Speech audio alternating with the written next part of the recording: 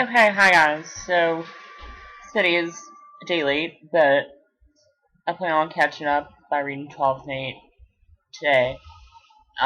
So today's video is Hamlet, probably by scholars known to be the best play on this list. Um, so, background on Hamlet. On Shakespeare. And again, I'm actually planning to make the Shakespeare video today. If I talk about Shakespeare's life, that he was born in 1564. Um, he wrote around 39 plays. He died in 1616. So there's just the given facts about him. But he's known to be the most prominent player in the English language, or any language. Actually. So Hamlet does get its roots from Oedipus Rex and even the Oresteia, and I see parallels to from the characters to characters in the Oresteia, and actually, after reading Hamlet this time, I got an idea to write a play where I basically combine elements of the Oresteia and Hamlet, and center it around the major characters in each play. And I think that'd be interesting to have that kind of like prestige. But Hamlet, let me see. So sources. There was an earlier Hamlet play, supposedly. And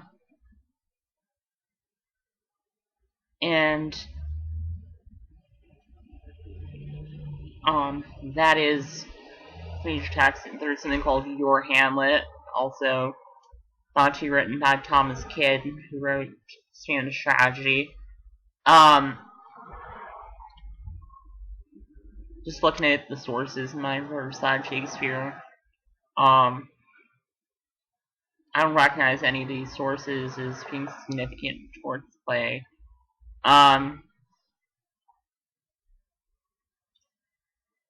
Anyway,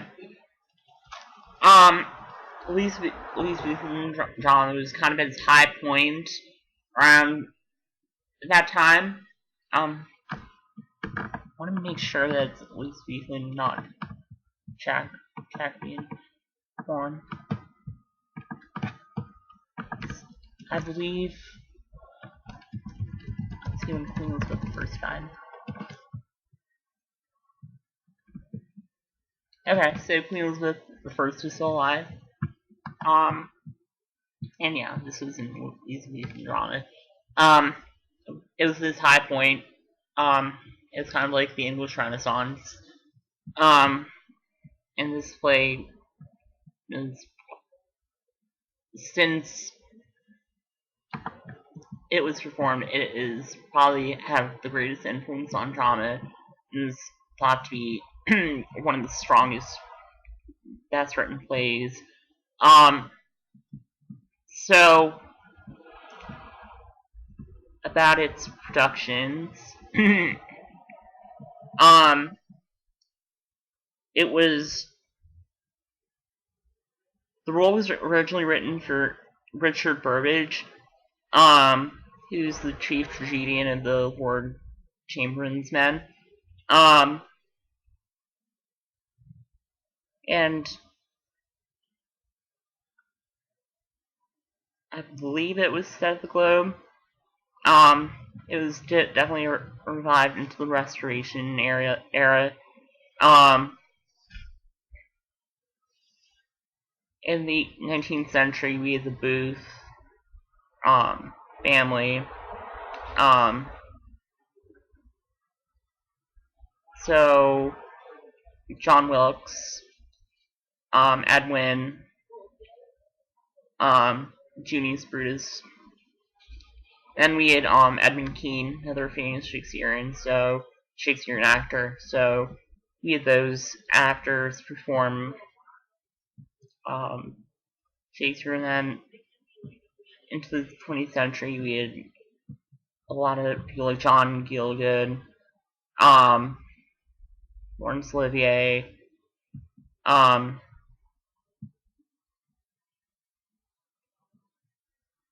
and Richard Burton.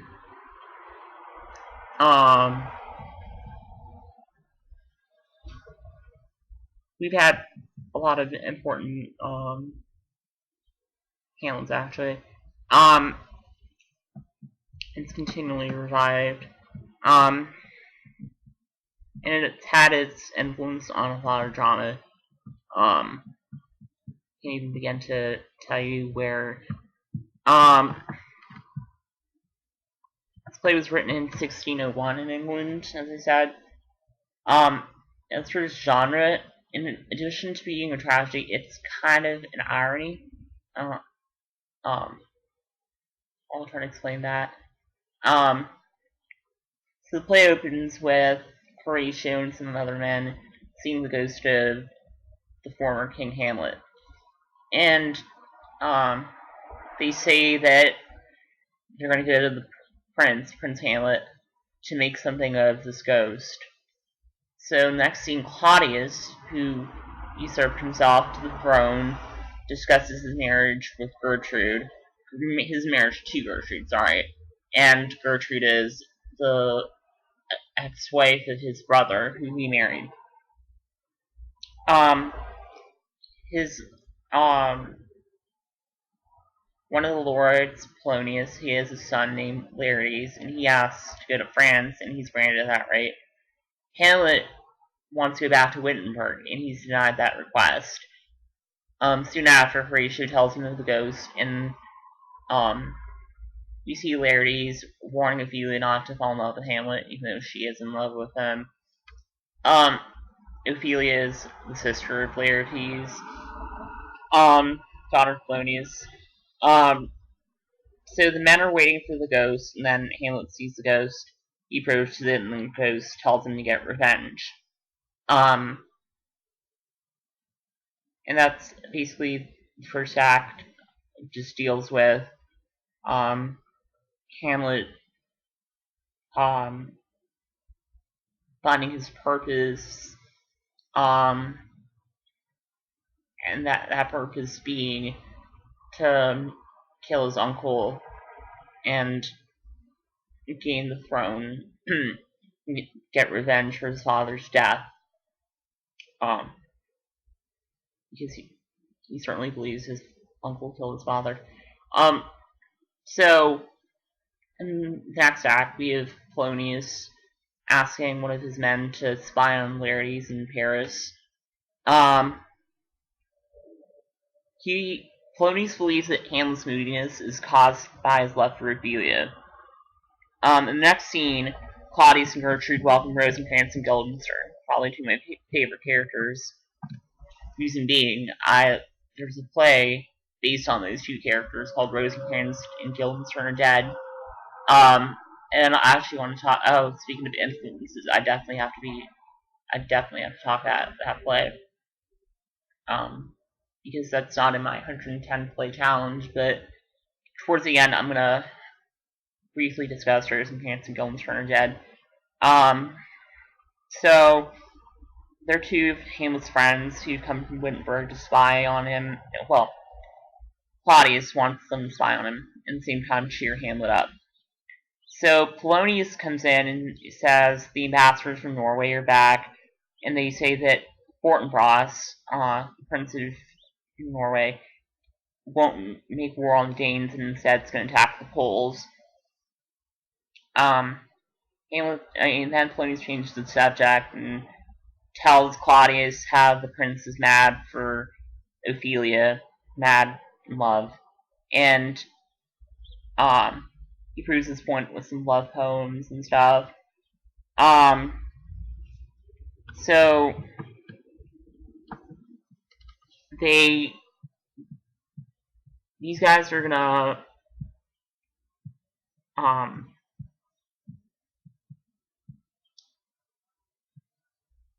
these guys are gonna try to make for certain for Hamlet's love for Ophelia. One of the questions of certainty was Hamlet in love with Ophelia? Another question of certainty in this play was, did Hamlet really talk to the ghost? There's a lot of questions of certainty in this play. Anyway, these guys are gonna try to figure out if Hamlet loves Ophelia. So Gertrude sees Hamlet, and Polonius speaks to Hamlet. But Hamlet's in distress state. Polonius just tries to arrange this meeting between Hamlet and Ophelia. After he leaves, Hamlet sees Rosencrantz and Guildenstern, and he kind of figures that the reason they're there is to spy on him. But he tells them they're welcome to stay in Elsinore. So Polonius comes in with a group of actors called the Players. One of them gives a speech, and Hamlet orders him to be put in the guest rooms. He says that next night they're gonna put on a play called For Gonzago, and Hamlet's gonna add a speech to the play. So Hamlet just goes back into his crazy mode, and he's like, okay, what I'm gonna do with this play, I'm gonna try to draw a parallel to my uncle killing my father and just trap him.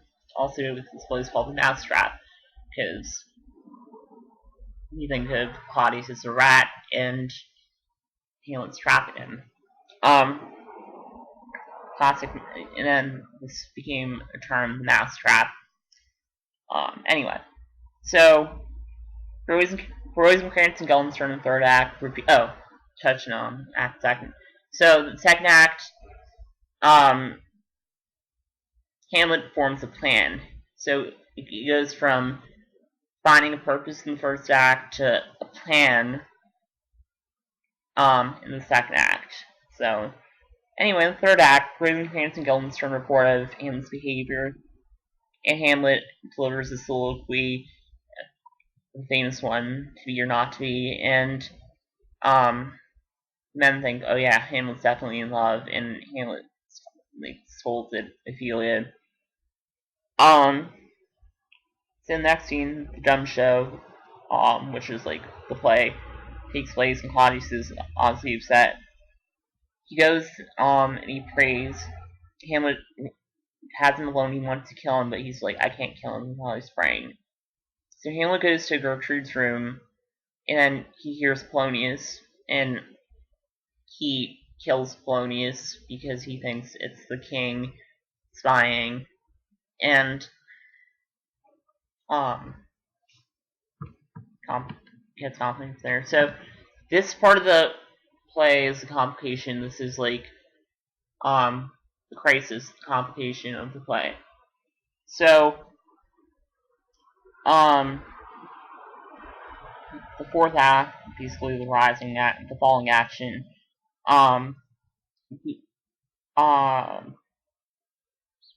The king says he'll ship Hamlet off to England, where he'll be killed, and he wants Rosencrantz and Guildenstern to escort him.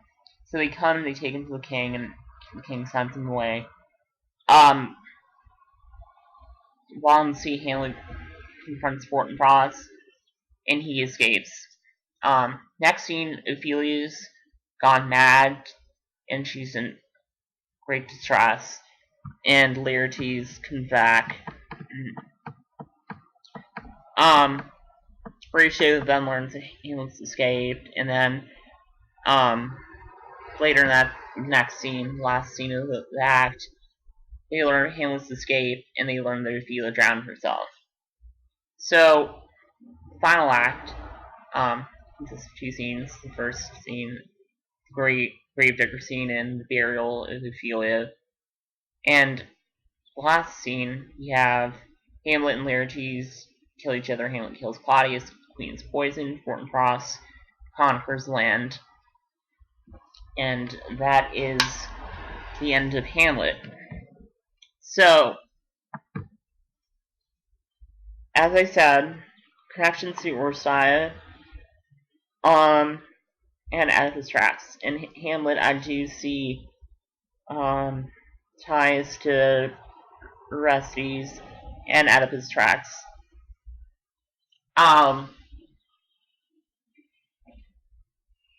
Hamlet, like Oedipus tracks, so Oedipus Rex wants to get revenge for the death of the former king. He ends up finding out that it's himself. So, I mean, Hamlet obviously didn't kill his father, but the interesting thing is, he wants to kill his stepfather. Maybe he wanted his father to die, and I'm going into the psychoanalytical state, he said, okay, once my father's out of the picture, I get to marry my mom. So, Oedipal complex. The problem is that his uncle usurped himself to the position. So,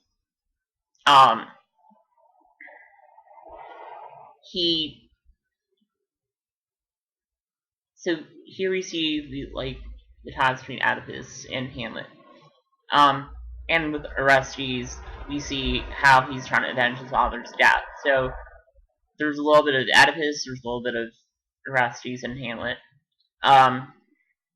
The ghost actually ties in with Agamemnon. He was killed by his wife and in Agamemnon, it was the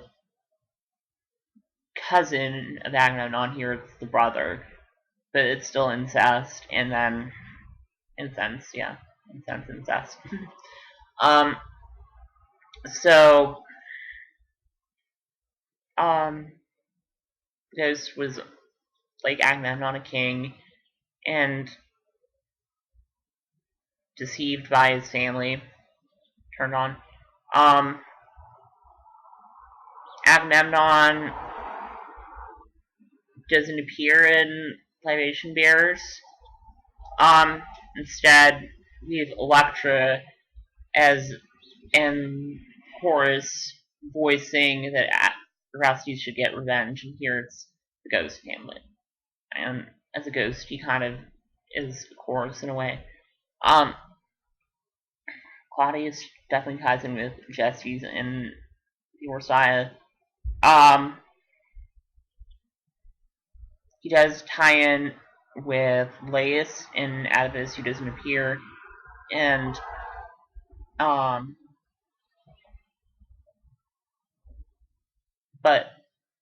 I think Laius is technically the ghost in Claudius. So double father, stepfather. So he's gonna have to kill his father all over again. His father was killed by the stepfather, now he has to kill the stepfather, so, and get revenge at the same time. Claudius knows that what he did is wrong, because he does pray. What did he kill for power? To become the king, or did he kill to marry the queen? That's all uncertain. But we know that Claudius is a manipulative son of a bitch. Polonius, is the kind of guy who doesn't mind his own business. He's talkative, very talkative. Really snoopy, really annoying old man. In a way, he serves as comic relief in the play, And once he's out of the picture, once he's killed, the comedy of the play has died, because now the stakes have been raised higher. Gertrude ties in with Clytemnestra, definitely. And definitely with Jocasta and Oedipus. And Hamlet, she is, okay, I'm going to get, in my analysis, I'm going to be talking more about her and her ties with Ophelia. She is the mother and aunt, basically, to Hamlet. And, I don't think she's had as big a role in the play as Claudius did. And yet, she knows what she wants. So the contrast between Rosencrantz and Guildenstern and Horatio. Horatio is a loyal friend to Hamlet. Rosencrantz and Guildenstern kind of betray Hamlet, but at the same time, they're not, like, against him. They've been pushed, they've been summoned, they're powerless, they're being forced upon by the king to betray their friend. Horatio, unlike them, he's not forcing this. He has good intentions. Fortinbras represents the state opposite of Denmark. Denmark is the corrupt state, whereas Norway is this new state trying to get renewal. Laertes is definitely the foil for Hamlet.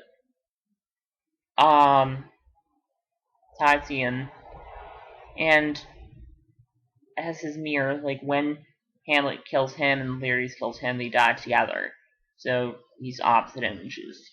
Ophelia is definitely just this ill-fated, tragic woman, destroyed by her love. Other characters, the players, actors playing actors, play a more interesting role in Rosencrantz and Guildenstern are dead. Gravediggers.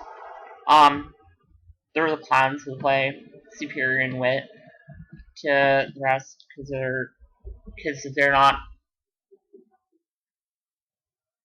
concerned with materialness and power. They're ordinary people, so they possess a certain wit because they don't have to deal with all the things that these royal figures like Ophelia and Claudius and Laertes and Gertrude and Polonius and Hamlet have to deal with. So, some themes. Incest. We have Ophelia, Ophelia and Laertes, brother, sister. We have Hamlet and Gertrude, mother, son. Claudius and Gertrude, brother-in-law, sister-in-law. So what draws people to these incestuous bonds? People see themselves in their family, and I guess it's natural to be drawn to yourself. It's their self-image, sort of a narcissistic thing in a way.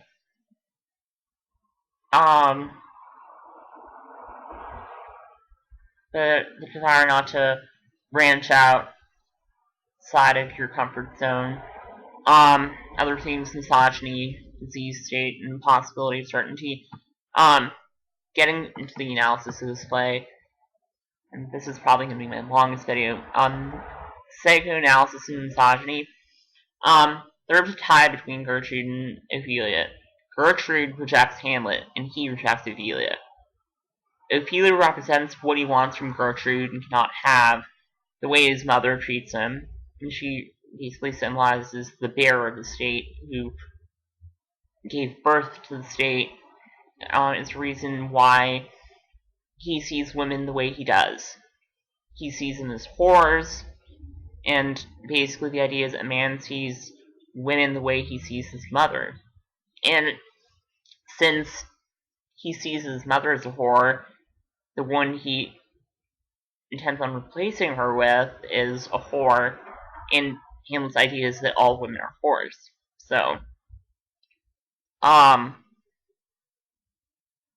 this gets into the psychoanalysis and misogyny of this play. The disease state, this is tied in with Sandy, which I'll discuss.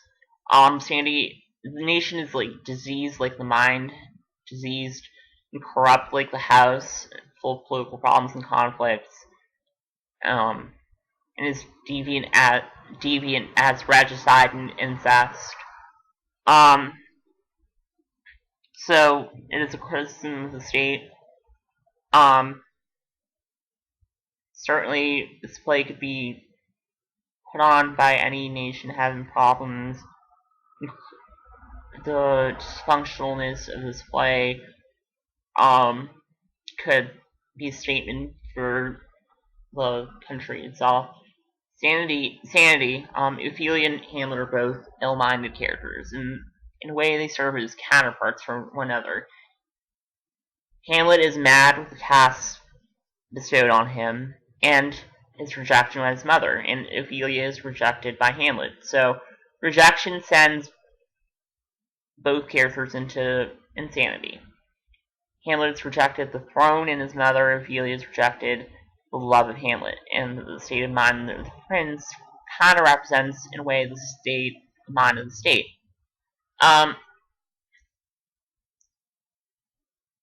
Again, something I wanted to touch upon. Okay, so, one of my interpretations of Hamlet's madness.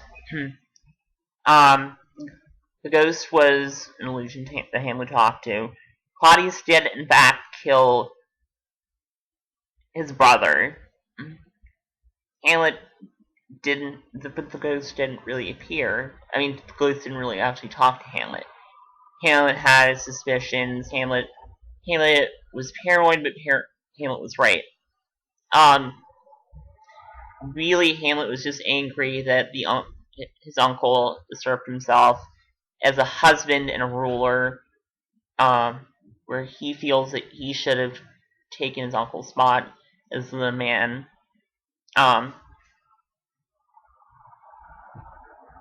Yeah. And speaking of men, so father, that's an important thing in this play. Hamlet gets revenge on Claudius for his father's death.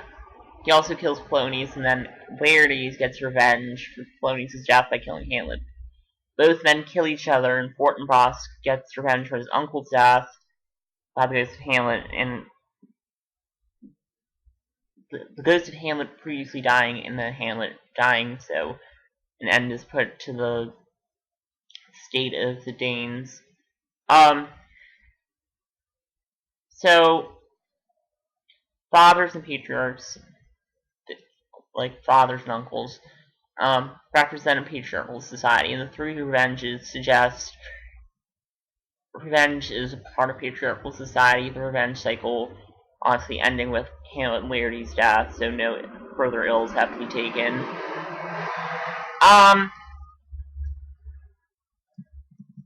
Certainty is another thing that I want to talk about. Again, I mentioned it's uncertain whether Hamlet spoke to the ghost or not. It's uncertain what his intentions are. It's uncertain whether Claudius was actually in love with Gertrude, and killing Hamlet for the throne was for Gertrude or for the throne or for both. And you can't be certain whether Hamlet loves Ophelia. So this play comes with a lot of uncertainty, as is in life. Life is very uncertain. A couple other things. Meta-theater. So, theater represents a vision, a dramatization, a realization, and action. So, in meta-theater, a theme or idea is being expressed through action. And this is kind of like the significance of the dumb show. It's being presented as this play is being presented. A couple other things. The deaths. So, if he was drowning, represents a certain baptism, a burial, and it's indeed symbolic. And the poison in the ear, which is recurring, as you can imagine, that's also very symbolic. Hearing poison, wrong things, evils, corruption, hearing wrong things, uncertainty, all that kind of stuff. And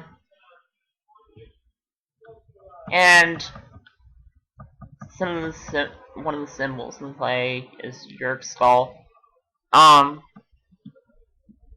of course there's the gravedigger scene. Everything with the burial and burying and all that kind of stuff.